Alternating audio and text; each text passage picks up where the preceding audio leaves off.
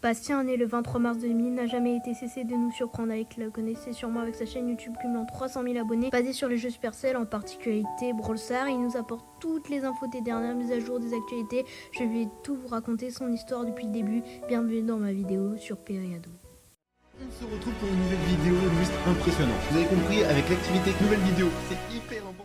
Commencé avec un enfant de 10 ans, de 11 ans. Il avait une grand-mère portant la maladie de l'Alzheimer. Petit à petit, le ronger jusqu'au bout, elle oubliera l'existence même de son petit-fils. Ce fut un choc pour lui. Il n'avait pas beaucoup d'amis, ses parents étaient assez stricts et il n'était plus rien que pour sa mamie.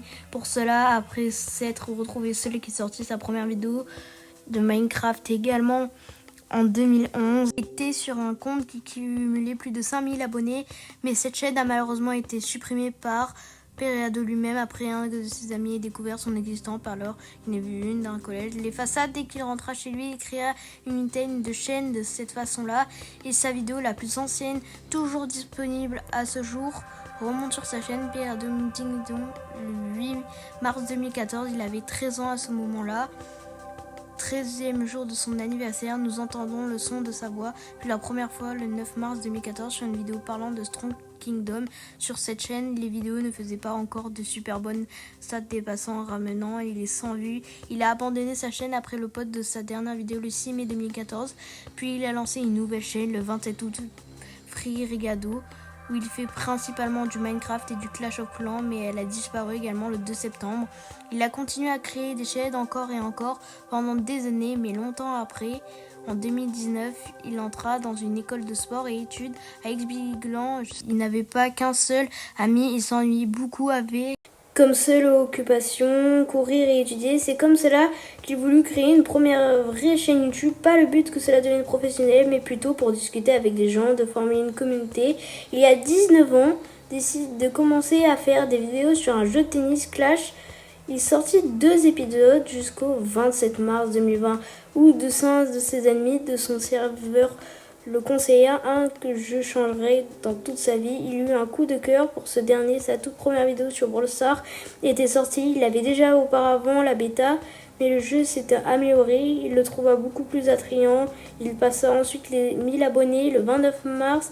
Et 4 mois après son premier post, il commença à avoir un rythme de vidéo incroyable, posant du contenu environ tous les 3 jours. Ces longs formats parlaient principalement de gameplay, de tests de nouveaux brawlers ou de modes de jeu de sa chaîne, s'améliorait constamment avec le PRA Family qui émergera le 19 avril 2020. Une première vidéo de Thierry le 3 juillet ou même sa face reveal le 13 septembre. Il avait déjà montré sa tête auparavant sur une autre chaîne qui n'existe plus à ce jour au bout d'un an de contenu posté à un rythme incroyable. Ces vidéos n'atteignaient jamais le cap des 1000 vues. Pourtant, il persévérait. Seule la détermination lui a permis de devenir ce qu'il est aujourd'hui. Nous sommes le 1er mars 2021. Après 2 ans d'efforts, sa première vidéo Brawl Stars perce enfin 16 300 vues. Une vidéo montrant les meilleures maps pour faire des mini-jeux. Même après cela, il n'arrivait pas à trouver sa place sur YouTube français et il continua très longtemps, de plus en plus de vidéos, à dépasser le nombre habituel, puis il ne posta que 3 vidéos Brawl Stars du 8 novembre 2021 au 14 janvier 2022 pour se focus sur du Pokémon et du Minecraft. Après cela, à partir du 25 février 2022, ces vidéos ont décollé pour faire place à de nombreuses vues gigantesques, énormément de longs formats dépassant les 50 000 vues, voire les 100 000, et il annonça que Brawl Stars était en train de mourir à ce moment-là. Le jeu, il était en train de point mort un chiffre d'affaires extrêmement bas, un nombre de joueurs qui a énormément diminué le jeu, sombi à petit dans l'oubli. Après cette déclaration, Brawl Stars a disparu de sa chaîne pendant 5 mois. Sa vidéo de reprise fut suivie d'une FAQ. Nous en venons après sa vie personnelle durant toutes ces années de bonheur qu'il nous a partagé dans ses vidéos. Notez fois les informations sur sa vie personnelle. En 2021, suite à un échauffement suivi d'une réduction 3 mois sortant de ce trimestre ennuyeux, il se fit une rupture de la progression en top 4 qu'il était pour participer aux Jeux Olympiques 2024. Il continua malgré tous ses entraînements 4 jours avant les champions d'Europe. Ça vous plaira.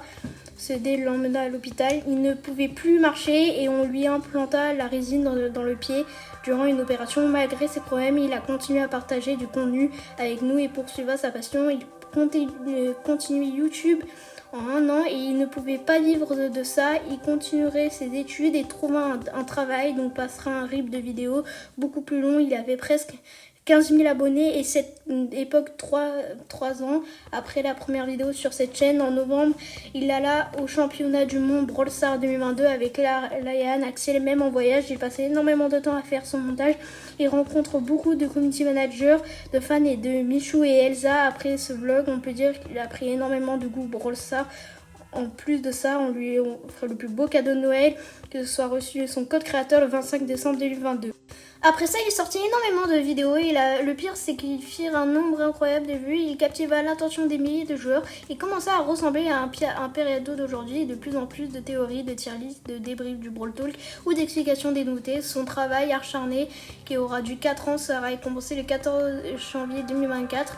Il passa le cap des 100 000 abonnés durant un live, d'où souvenir, c'est un moment inoubliable. Tous les 4 mois plus tard, le 29 mai, il réalisa son rêve en créant sa team e-sport Riverso, à qui il consacra énormément de son temps, de son argent. Malheureusement, un an de plus tard, il a dû l'abandonner. Cela lui coûtait énormément d'argent, mais surtout, une équipe a balancé un joueur pour partage de compte alors qu'il n'avait que fait jouer sur sa tablette de son cousin, dont la même maison de joueurs de son équipe, dont la capitaine se firent disqualifier. Après cela, Perado a dû laisser le contrôle de cette team porte à son adjoint. Ça ne le déstabilisait pas et plus que ça, car il continua longuement les vidéos de devenir enfin ce qu'il est aujourd'hui. Son éloquence atteint son apogée, son montage se fit de qualité. Après de longues années, Perado était considéré comme un maître inconstanté dans un domaine de maîtrise et sa créativité. Il eut réussi à trouver le sommet du YouTube français. Une seule morale que son histoire veut nous laisser: laissez-moi qui vous passe dans votre vie, il ne faut rien lâcher.